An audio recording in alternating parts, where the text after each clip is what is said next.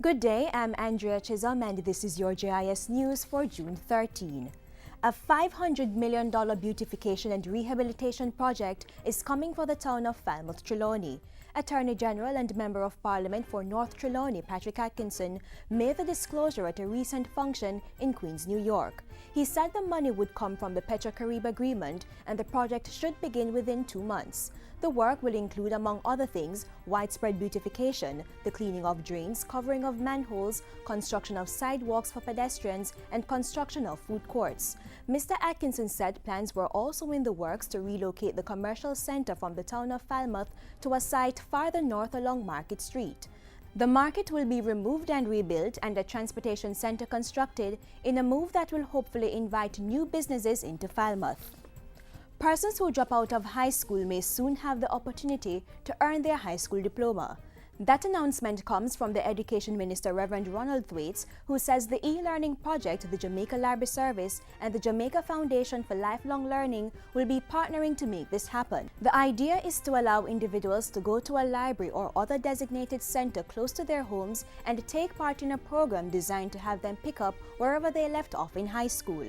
Minister Thwaites says he will provide further details on the arrangement at a later date. Agriculture and Fisheries Minister Roger Clark is imploring wholesale seafood suppliers to utilize more products from local aquaculture farmers in their business.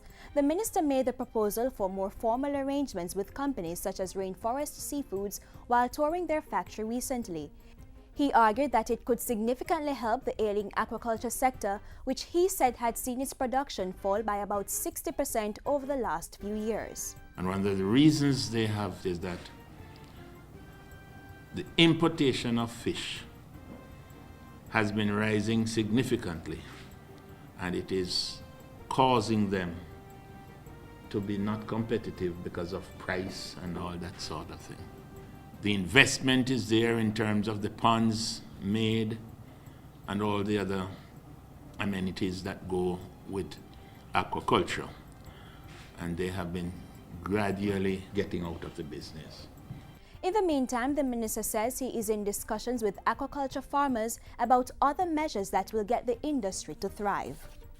Energy Minister Philip Paulwell is assuring that government's plans for liquefied natural gas LNG as well as clean coal technology projects are on track. He was speaking on JIS's Issues and Answers discussion program on the weekend. The minister said the LNG and clean coal technology projects would help to reduce the cost of energy and foreign exchange expenditure and improve the competitiveness of productive sectors such as the bauxite alumina sector. Minister Paulwell said as the government proceeds to have the projects implemented, new regulations were forthcoming to ensure the environment was protected. The Energy Minister, meanwhile, said the drive to cut government's energy consumption would be moving beyond the current project to reduce the electricity consumption by 30%.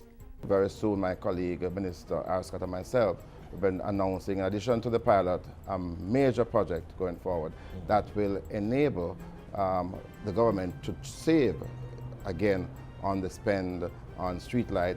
And finally, nominations have started to come in for the 2012 Prime Minister's Medal of Appreciation for Service to Jamaica. The medal is a signal of honor recognizing persons who give service to the economic, social, cultural, or political development of Jamaica. This year, Prime Minister Portia Simpson Miller says the awards ceremony will feature prominently as part of the Jamaica 50 celebrations, pointing out that it celebrates the people who have helped to build our country, many of whom are unsung heroes in their communities here and abroad. Nomination forms are available online at the Office of the Prime Minister website, www.opm.gov.jm. Nominations close on June 29. And that's it for JIS News today. I'm Andrea Chisholm. Thank you for watching.